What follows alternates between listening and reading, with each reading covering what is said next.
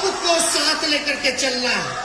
कोई हमारा भाई पीछे ना छूटे, चाहे स्वर्ण जाति के हो, चाहे पिछड़ी जाति के हो, चाहे अति पिछड़ी जाति के हो, चाहे दलित महादलित भाई हो, चाहे अल्पसंख्यक भाई हो, चाहे गरीब हो, चाहे अमीर हो, चाहे मिडिल क्लास का हो, चाहे पुरुष हो, चाहे महिला हो, चाहे आप सब लोग, ये कोई ऐसा वर्ग के लोग हमारे ना छूटे, ये हमारी प्रायोरिटी है। सबको साथ लेकर के चलना है, आगे बढ़ाना है, चाहे बूढ़े बच्चे सब लोगों के लिए हम लोगों को काम करना है। और आपको हम बता देना चाहते हैं कि जब चुनाव चल रहा था 2020 में, तो हमने कहा था कि अगर हम सरकार में आएंगे तो 10 लाख नौजवानों को सरकारी नौकरी देने का हम काम करेंगे। और हम माननीय बिहार के मुख्यमंत्री नीतीश कुमार जी को दिल से धन्यवाद देते हैं। हमको भी अंदाजा नहीं था जब 15 अगस्त गांधी मैदान में जब उन्होंने झंडा फहराने का काम किया, एक ऐतिहासिक जगह से एक ऐतिहासिक दिन उन्होंने घोषणा किया कि 10 लाख सरकारी नौकरी के साथ 10 लाख रोजगार भी देंगे, यानी 20 लाख लोगों को नौकरी और रोजगार हम लोग देने का काम करेंगे। और उसी दिशा में पहले दिन से हमारी सरकार जो है काम में लगी है और तय किया गया, चाहे जितने भी डिपार्टमेंट है, पद रिक्त पड़ा है, उन सभी रिक्त पदों को अविलंब हम लोग भरने का काम शुरू करेंगे। और अभी तो 3 महीना भी नहीं हुआ सरकार को। हमारा जो कमिटमेंट था, आप सोचिए कि 1.5 महीना के भीतर से ही हम लोग नियुक्ति पत्र जो है बांटना हम लोग शुरू कर दिए। और आप सब लोग जान रहे हैं कि मेरे पास स्वास्थ्य विभाग भी है।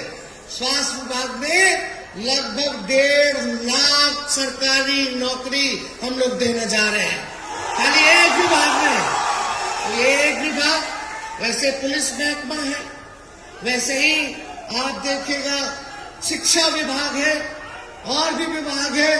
तो तकरीबन जो मिला करके बस थोड़ा इंतजार कीजिए, सारे अधिकारियों को निर्देशित कर दिया गया है। ये शुभ खबर जो है आप लोगों तक जल्द पहुंचने का काम होगा और लाखों के संख्या में बहाली का विज्ञापन हम लोग निकालने का काम करेंगे। आप सब लोग जान रहे हैं आज देश का असल मुद्दा क्या है? गरीबी, भ्रष्टाचार, बेरोजगारी, किसान का आय दुगुना हो, ये असल मुद्दा है। और क्या है कि भाई बिहार की तरक्की हो, देश हमारा आगे बढ़े, हर हाथ को काम मिले, महंगाई कम हो, इस सारे दिशा पे इस पे चर्चा होनी चाहिए। और सभी सरकार को इन बिंदुओं पर जो है काम करने की जरूरत है कि कैसे हम जो है बेरोजगारी को खत्म करेंगे, कैसे हम गरीबी को खत्म करेंगे, कैसे हम अपने देश की आर्थिक स्थिति को सुधारने का काम करेंगे। लेकिन कभी कभी कुछ लोग कहता रहता, काम में तो ध्यान नहीं रहता, खाली बोलता ही रहता है लोग, चाहे जुमला बोले या झूठ बोले। और हम लोग तो आते ही अपने अपने काम में लगे।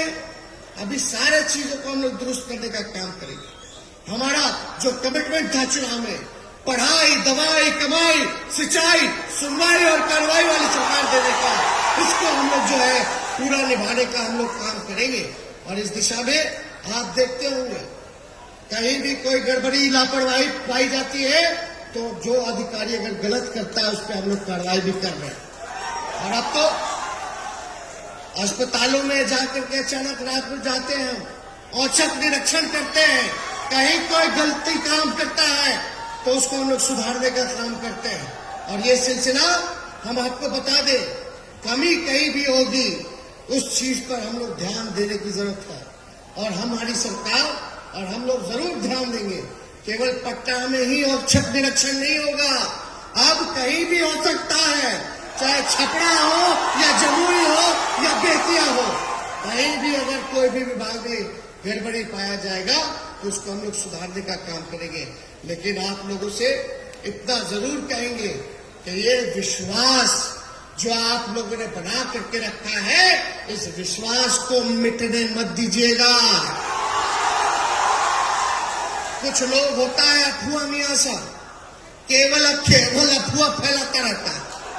दिन भर काम ही है झूठ बोलना, अफवाह फैलाना, और कहीं चेहरा नजर नहीं आएगा तो कहीं अपना चेहरा उघाड़ करके दिखा दे, खाली टीवी में।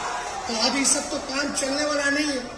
और छपरा की जनता तो कितना होशियार भाई बताओगे जरूरत बकाया, चाहे सामाजिक रूप से हो चाहे राजनीतिक रूप से हो, तो छपरा के लोग गड़बड़ाए वाला नहीं थे।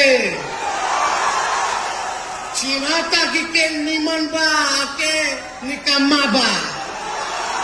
अरे तो चिंता है कि नहीं चिंता, हाथ उठा के बताइए। तो आप लोग सब लोग पहचानते हैं, तो कहीं कोई घबराने वाली बात नहीं है। ये महागठबंधन की सरकार है और हम सभी समाजवादी लोग एकजुट हुए हैं। हम धन्यवाद देते हैं नीतीश जी को, जो उन्होंने निर्णय लिया वो बिहार के हित में, देश के भाईचारे के हित में उन्होंने निर्णय लेने का काम किया और लालू जी ने इस निर्णय का स्वागत किया। तो इसलिए आप सब लोग, आज लालू जी की तबीयत ठीक होती तो आज वो आपके बीच होते, लेकिन आप लोगों को पता अभी कुछ दिनों में अभी सिंगापुर से सारा टेस्ट वगैरह करा के वापस लौटे हैं और डॉक्टर ने बताया कि उनको ट्रांसप्लांट कराना है किडनी का। तो ट्रांसप्लांट की जो प्रक्रिया है वो चल रहा है और कुछ दिनों में वो सिंगापुर जाएंगे अपना किडनी ट्रांसप्लांट करवाने के लिए, ऑपरेशन करवाने के लिए। तो आप लोग सब लोगों से यही उम्मीद करते हैं कि आप लोग लालू जी के लिए प्रार्थना कीजिएगा, दुआ कीजिएगा कि उनका ऑपरेशन जो है जल्द से जल्द ठीक हो जाए और आप लोगों के बीच दोबारा सेवा में लग जाए। और ये सोनपुर है, यहाँ से तो हमारे पिता विधायक रह चुके हैं, ये तो यहाँ से एमपी रह चुके हैं और आप लोग को बताने की जरूरत नहीं। और रहते हुए कितना काम उन्होंने किया, ये बगल में ही दफ्तर है, इसका एक्सटेंशन से लेकर के सारा कुछ किया उन्होंने।